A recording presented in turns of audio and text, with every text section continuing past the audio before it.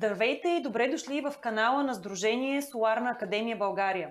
Ако сте гледали предишните ни епизоди, вече знаете, че обсъждаме важни теми, свързани с енергийната трансформация, както и възобновяемите енергийни източници. Темата, която ще обсъдим днес, е много фундаментална и смятам доста интересна за голяма част от обществеността. Това е темата за инвестициите в ВЕИ и защо си заслужава да направим една такава инвестиция. Наш специален гост днес е доктор инженер Веселин Тодоров, председател на Сдружение Соларна академия България, както и собственик и управител на фирма ВВТ Инженеринг. Здравейте и добре дошли! Здравейте! Моля да се представите на нашите зрители накратко. Здравейте, казвам се Веселин Тодоров, управител съм на ВВТ Инженеринг и съм председател на Сдружение Соларна академия България. Фирмата, на която съм управител, е от доста време на пазара, свързана с изграждане, консултиране, проектиране и поддръжка на фотоволтаични централи в цяла България, като разполагаме с един не малък, но доста добре обучен и оборудван екип и екипи, които могат да инсталират и да сложат фотоволтаици на всички места, където пожелаете в България. Чудесно! Кажете ни какви са основните предимства в инвестициите в ВЕИ, сравнено с конвенционалните енергийни източници? Едно от основните предимства за инвестиции в ВЕИ е свързано с намалянето на вредните емисии от производството на електроенергия. И именно в тенденциите на зелената сделка, в насоката за намаляне на тези вредни емисии, именно инвестицията в възобновяемите енергийни източници и по-специално в фотоволтаичните модули дава тази възможност както на бизнеса, така на обикновения потребител, така и на всеки един, който желае да се присъедини към зелената идея. Споменахте фотоволтаиците. Кажете ни, кои са другите по-популярни в момента видове ВЕИ и съответно какви са тяхните предимства и ограничения? В България като цяло има възможност за развитие на абсолютно всеки един от отраслите на ВЕИ, като тръгнем от фотоволтаиците, минем през вятърната енергия, водорода, геотермалната енергия, тъй като България е една от страните с най-голям потенциал за геотермална енергия. Минеме през водно-електрическите централи и съответно завършиме с биомаса, биогаз и така нататък. Така че от всичките тези технологии, които ги има на пазара и които се развиват стремглаво нагоре, за съжаление най-достъпната към момента за обикновения потребител е именно фотоволтаичната технология, тъй като цената на фотоволтаичните панели е доста поносима, близка и може да се близка до минималните нива и може да се позволи от всеки един потребител, за да инсталира на своята къща, предприятие или дори с цел инвестиция на някое поле. Добре, нека сега да си поговорим за инвестициите в ВЕИ. Да. Може ли да ни направите едно сравнение, какви са възможностите за възвръщаемост, ако човек инвестира в ВЕИ и да го сравните с някаква друга инвестиционна възможност? По принцип, инвестициите в възобновяеми енергийни източници и по-специално в фотоволтаиците са няколко типа. Една от инвестициите е чисто прагматична инвестиция, затваряне на едни средства в фотоволтаична централа с цел продажба на електроенергията и реализиране на приход, съответно реализиране на някаква печалба от тази продажба. През последната година и половина, да не кажа и две, такъв тип инвестиции бяха много актуални в България. Много хора се хвърлиха стремглаво с главата напред в такъв тип инвестиции, което донесе и голям ръст на зелените проекти и по-скоро проектите свързани с фотоволтаици в България. Това нещо, разбира се, повлия и до някъде позитивно, до някъде негативно и на нашата електропреносна система. Друг тип, при този тип инвестиции, възвръщаемостта е относително стабилна, относително към днешна дата ниска, тъй като цената на електроенергията рязко падна през последните 3 месеца. Но в сравнение с предишния период, когато цената на електроенергията заради COVID-кризата, войната в Украйна, доставките на газ и така нататък, беше рязко нагоре, този тип инвестиция си, така да кажа, възвръщаше своите средства в рамките на около 4, понякога и до 3 години.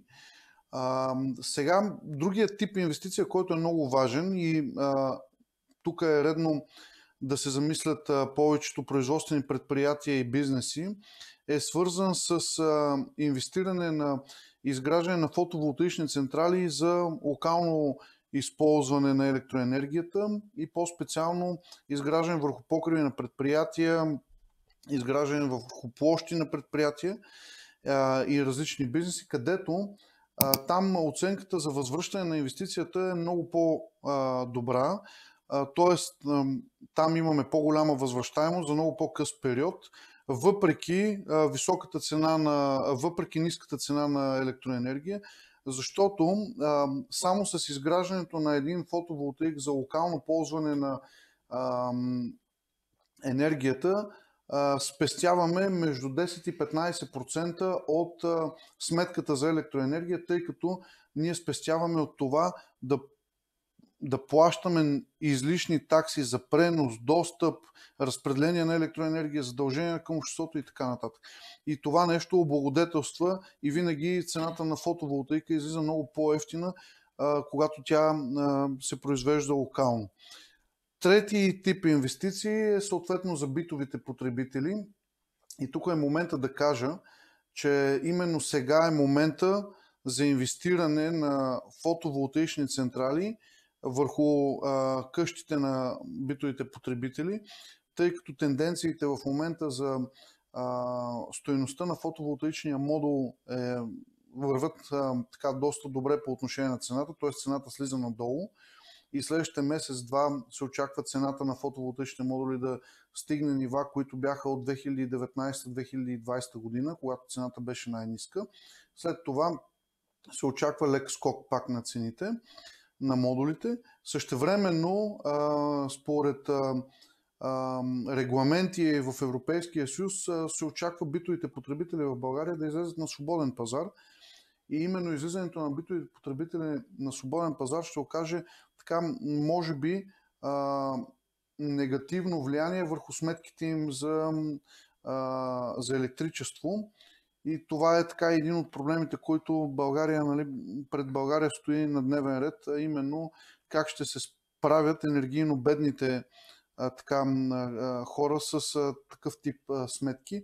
Затова момента за инсталиране на фотоволтаици на домовете е именно сега и това е една инвестиция, която ще се изплати със сигурност на потребителите в следващите 10 години.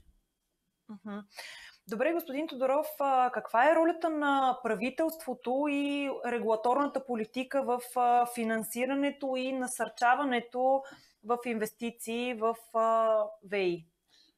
Ролята на правителството е голяма.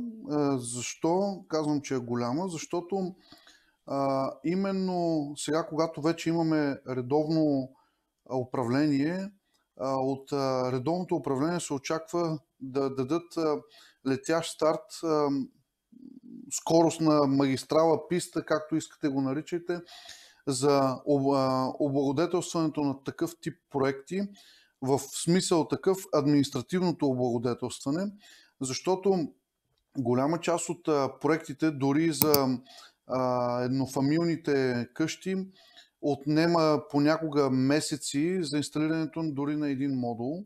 Да не говорим, че голяма част от обществото в България е лишено от инсталиране на фотоволтаични модули, защото живеят в кооперации, в блокове, където закона за етажната собственост не е, а, не е така да се каже, пипан, не е променян с години и се изисква така едно солидно единодушие от голяма част от живущите в блоковете с цел да поставиш дори един фотоволтаик на терасата си. Нали? Което това е изключително трудно да вземеш толкова много подписи от един блок, който примерно е с 100 апартамента вътре или дори с 25. Нали? Така че има какво да направи държавата, за да подобри условията. Да, благодарение на Сдружение Соларна академия България беше така променен закона за устройство на територията и именно беше премахнато разрешителното за строеж от страна на малките централи за собствени нужди до 20 кВт, но така, мое мнение, мисля, че е редно това разрешително за строеж да отпадне за всички централи за собствени нужди и вместо да имаме разрешително за строеж, по-скоро би следвало да имаме по-голям контрол върху инсталаторските фирми, които инсталират тези централи и съответно да дадем възможност да се развива бизнеса в една конкурентна среда. Също така смея да кажа, че в момента има голяма част от не само пречки административни, но чисто и просто пречки, които са свързани на местно ниво по отношение на различни съгласувания, по отношение на различни допитвания, различни институции, дали може, дали не може да се инсталира фотоволтаик на дадена земя. Най-различни такива административни проблеми, които допринасят за негативната настроеност от страна на инвеститорите по отношение на влагане на средства в фотоволтаични паркове и въобще фотоволтаични централи за тяхните предприятия. Само държа да отбележа, че има случаи, в които поради тези административни проблеми и поради тези пречки са готови инвеститорите да извършат, така да се каже, незаконни действия, инсталирайки фотоволтаичните модули, без дори да имат разрешително за строеж, само и само да спестяват средства от електроенергия, което, нали, не е нормално в нашата държава. Затова мисля, че именно правителството, именно държавата в лицето на правителството също трябва да дадат така един сериозен тласък на зелените проекти в България, като осигурят една административна писта, една магистрала, в която да върват документите по-бързо и експресно и спазване на точни и ясни срокове. Споменахте за административните пречки, законодателни такива. Това ли са основните предизвикателства, с които се сблъскват инвеститорите и какво им казвате? Предимно това са. Казваме им предимно да имат търпение, да запазят самообладание и след 6, максимум до година, може би до една година, максимум, може би ще имат централа. За съжаление, ето дори в момента наблюдаваме проекти, които имат така голям потенциал. Те са свързани с собствено потребление на електроенергията и продажба, примерно, на излишък или дори само със собствено, които се забавят, защото енергоразпределителните дружества, примерно, не спазват сроковете за договори за присъединяване. Което това е голям казус в момента, тъй като от друга страна Комисията за енергийно и водно регулиране нали, по никакъв начин не отразява пуснатите жалби към енергоразпределителните дружества. А какъв е потенциалът в сферата на ВИ за създаване на нови работни места и до каква степен това би стимулирало икономическия растеж на България? Новите работни места в сектора ВИ са така необходимост, която вече България е изключително много закъсняла. около 12 000 работни места има в момента, които могат да бъдат взети от различни специалисти. Като казвам тук работни места в сектор ВИ, повечето зрители сигурно си представят монтажисти на фотоволтаични панели. Да, разбира се, има и монтажисти на фотоволтаични панели, но също имаме и свързани специалности като електротехници, имаме свързани специалности като специалисти по енергиен менеджмент, специалисти, дори ако щете, счетоводители, нали, които са насочени точно и определено в сектор енергетика, тъй като менеджери за управление на проекти, защото всичките тези големи проекти, които носят инвестиции в България, на тях им трябва хора, които да ги управляват. Трябват хора, които да ги изградат, инженери, които да ги проектират, проектанти съответно и така нататък. Така че на фона на това как в нашите училища, професионални гимназии, кадрите, които са обучени да се занимават в тази сфера, са под 160 човека на година, на фона на всичките тези 12 000, които към момента трябват, е абсолютно разликата е голяма. Абсолютен минимум, критичен. И имайте напред, че това, за което говорим, е само свързано с сектор ВИ, по-специално така да се кажем, инсталатори на фотоволтаични модули. Но тук имаме технологии като водород, имаме технологии като геотермална технология, проучвания за нея. Имаме възможност за развитие на водно-електрически централи, имаме възможност за електромобилност. В България няма още училище, което да обучава специалисти по електромобилност. Нали? И както са последните тенденции показват, че и ядрената енергетика може би ще бъде част от зелената сделка. Ние имаме 2 човека в Технически университет, които са обучават по ядрена енергетика. Нали, няма как да правим ядрена енергетика, дори ако искате, с 2 човека. Да, абсолютно така е. Казвате така, че има доста голям недостиг на кадри в ВИ сферата. Може да ни кажете 2 думи от гледна точка на заплащането на тези специалисти? Добре платени ли са? Привлекателно ли е това за младите хора? На фона на липсата на кадрите, на фона на инвестициите в сектор възобновяеми енергийни източници, смея да кажа и като собственик на фирма, смея да кажа, че заплатите в ВИ сектора до голяма степен могат да догонат и една средна заплата на един IT специалист, според зависи качествата и според зависи компетентностите на служителя. Разбира се, голяма част от фирмите в България, както и моята фирма, предлагаме обучение на нашите работници, така че да държиме винаги високо качество, да държиме винаги на стойност на централа, която да изкара необходимия не минимум, а над средното ниво на експлоатация и клиента, нали, да остане доволен в края на работата с нас. Имайте на предвид, че освен кадрите, свързани с изграждането на фотоволтаици, ще са необходими и кадри, които да поддържат също тези обекти, така че кадрите, които в момента се търсят на пазара, те няма да бъдат по-голямата си част от тези кадри няма да бъдат еднократно в рамките на 4-5 години заети и след това разпуснати, а по-скоро ще продължат да участват в възможностите за поддръжка на дадените проекти. И цялото това нещо икономически би се отразило много добре на държавата, стига политиката, свързана с образование на държавата, да следва тенденциите в зелената енергия.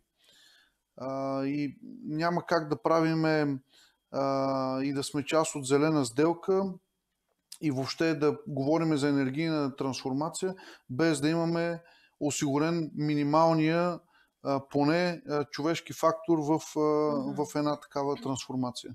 Абсолютно така е.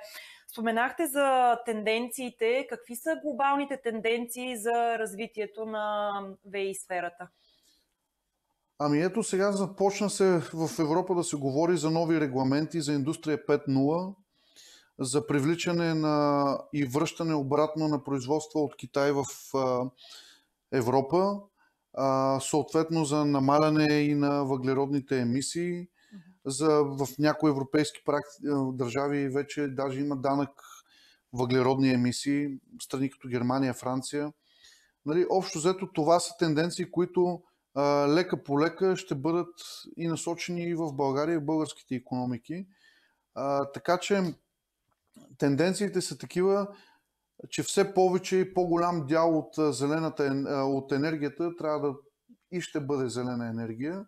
Няма как, нали, ние може да забавиме този процес, но със сигурност, нали, това нещо ще се случи. Вижда се как е в чужбина.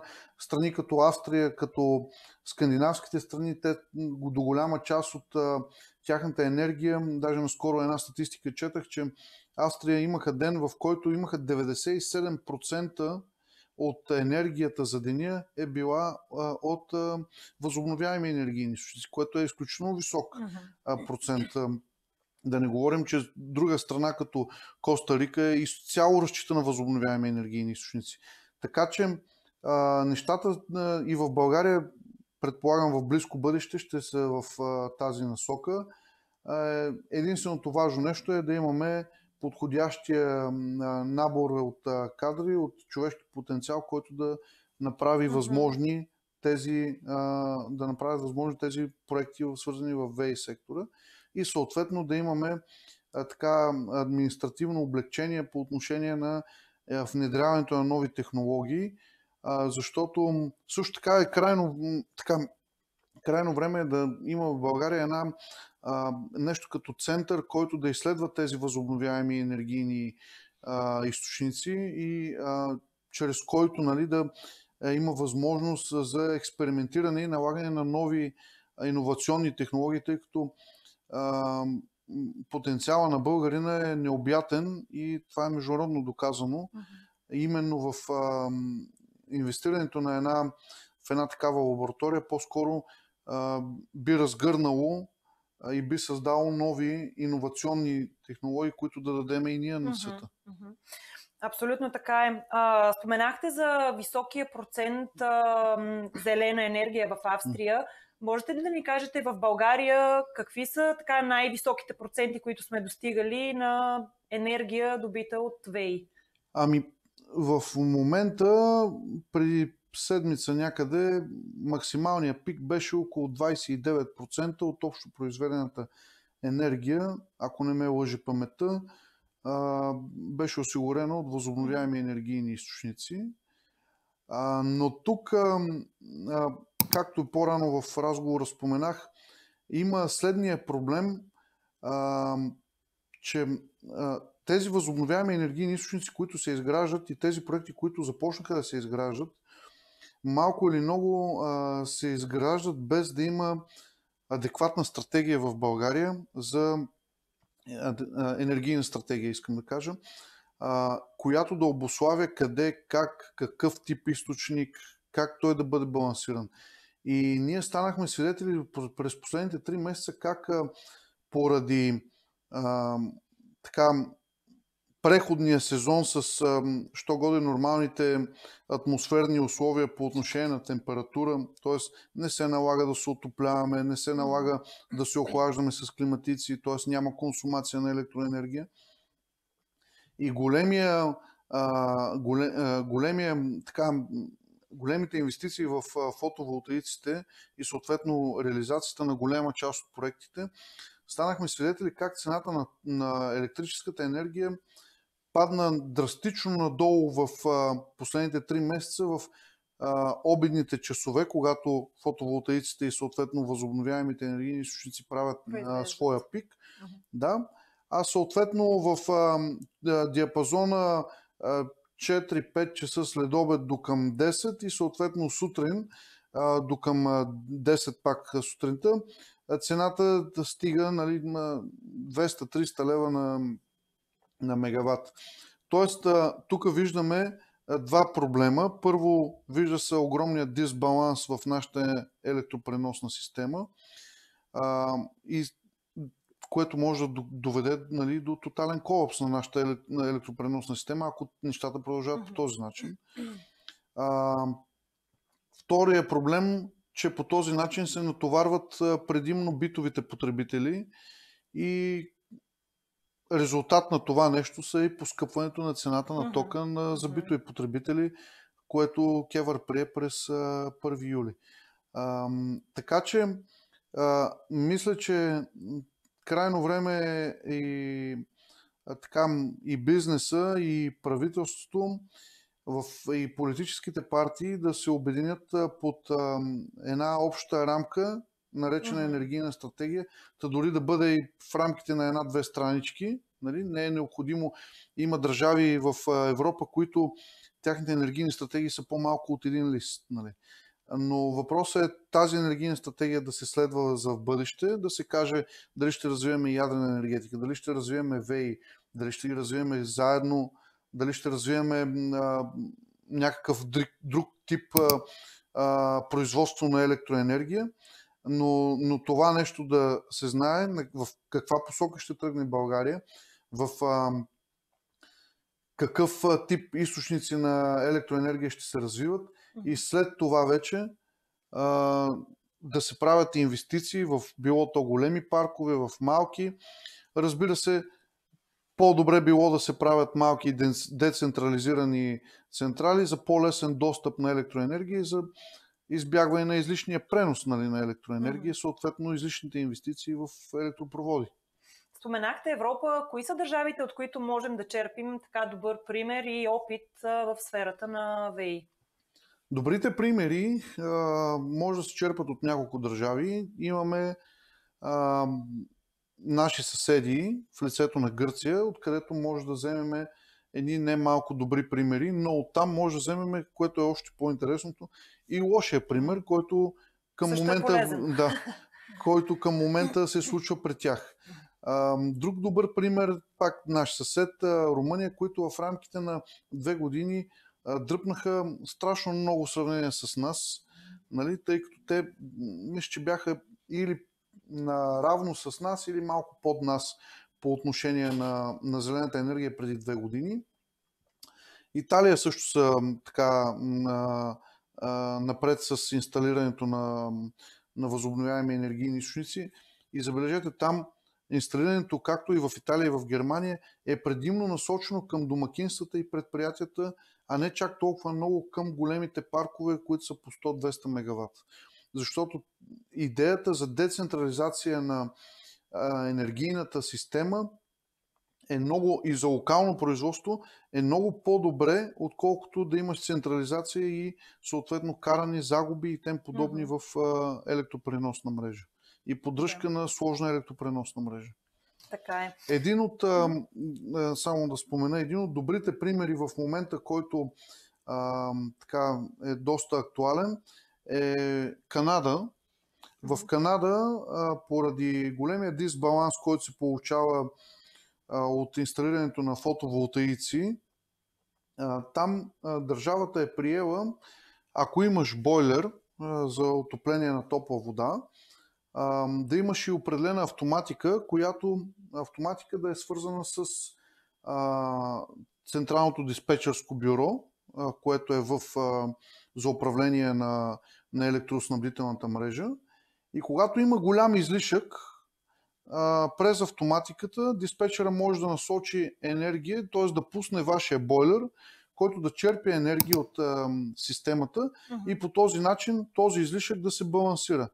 Ето едно такова решение, което помежду другото се прилага в момента и във Франция, е добро, примерно, да се приложи и при нас. Защото тогава ти ще отопляваш топлата си вода на най-евтината възможна енергия. Енергията, която не е необходима на никой към момента. Да.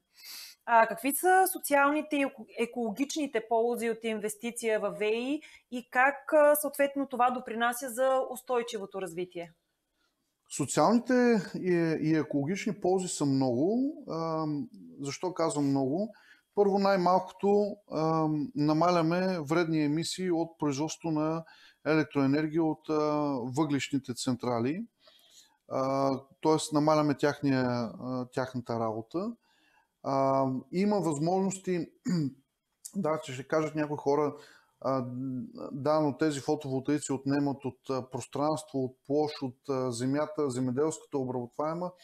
Именно поради тази причина ние, нали, като председател на Сдружение Соларна академия в България, настояваме именно фотоволтаиците да не се инсталират на годни за обработка земи, плодородни земи, а именно да бъдат инсталирани върху покриви на сгради предимно, както и върху земи, които не са плодородни. Или съответно сега новите тенденции са свързани с агрифотоволтаици, т.е. по начин, който не пречи за обработката на земята, инсталиране на фотоволтаични модули. Така че виждали сме и различни модели на фотоволтаици върху оранжерии. Помежду другото, научно е доказано, че когато фотоволтаика се инсталира върху оранжерията, според зависи технологията, която се използва, отдолу продукцията е много по-голяма, тъй като има загряване и съответно светлината не пада директно върху дадения продукт. Така че има различни предимства и ползи. Да речеме при инсталирането на фотоволтаици в язовири, да речеме, там пък намаляме образуването на водорасли и не само в язовири, нали, в езера и тем подобни, образуването на водорасли, което пък до голяма степен води до затинаването на част от водоемите, води до неприятни понякога дори и миризми. В Индия, да речем друг пример, където фотоволтаици слагат върху напоителните канали. Там е доказано, даже вече има и с годините вече натрупана и статистика, че защо го правят? Предимно го правят не за да спестяват плодородна земя в Индия, а по-скоро да спестяват изпаряването на водата. Защото поставяйки фотоволтаика върху канала, първо напоителния канал, първо спестяваш от поддръжка на самия напоителен канал, тъй като не се налага да го косиш или затревясването, или затревването, или съответно поникването на дърветата не е толкова голямо и масово, както ако няма фотоволтаик. И второ, осигуряваш по-ниско изпарение на водата, която се движи отдолу по канала. И третото, което е, осигуряваш една по-добра работа на самия модул, тъй като той естествено се охлажда отдолу от течението на водата. Да. Споменахте интересни примери от света. Можете ли от вашата практика да ни кажете няколко успешни примера за инсталиране на фотоволтаици, които сте видяли? Едни от най-успешните примери за инсталиране на фотоволтаици са отново свързани с предприятията, както и домове, нали? Един такъв пример, който бих дал, е с магазините за всякакъв тип магазини. Хранителни, ритейл магазини и така нататък, супермаркети и прочее. Защото при тях имаме една постоянна консумация, било то от хладилни витрини, било то от климатици, от чилари, от каси, сървъри и тем подобни неща, осветление най-малкото, и която постоянна консумация съвпада с работата на една фотоволтаична централа, именно през деня, когато работят и повечето магазини и супермаркети. Така че там доста бързо се възвръща инвестицията в фотоволтаици. Друг тип така успешен пример, който се сещаме, е свързан с производствени предприятия, където практиката показва, че при едно производствено предприятие, инвестирайки в фотоволтаик, намалят себестойността на продукта и съответно този продукт става по-конкурентен. Това е от една страна. От друга страна пък практиката показва, че себестойността на продукта, освен че е намалена, във времето тя няма да се покачва, тъй като ние имаме предвидимост и прогнозност на самата цена на продукта, благодарение на постоянната цена, дадена от инвестицията за фотоволтаик. Имаме такива предприятия, които произвеждат минерална вода, които произвеждат мебели, които произвеждат дори тоалетна хартия, което за нас така показва, че това е правилната посока, именно инвестиране в фотоволтаици от страна на бизнеса. И за последно, като пример бих могъл да дам за домовете, наскоро, преди около 7-8 месеца, една централа на една къща, където я комбинирахме с 10 кВт централа с 10 кВт батерия. Оказва се, че сметките за електроенергия от 430-50 лева на месец паднаха значително на 70-80 лева на месец, което пак се вижда, че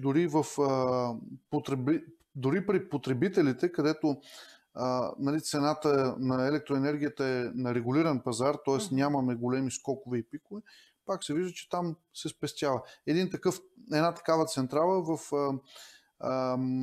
дом, в къща се изплаща горе-долу за около 7-8 години. И това е при регулираната цена на тока. Ако потребителя излезе на свободния пазар, може би и по-бързо ще се изплати.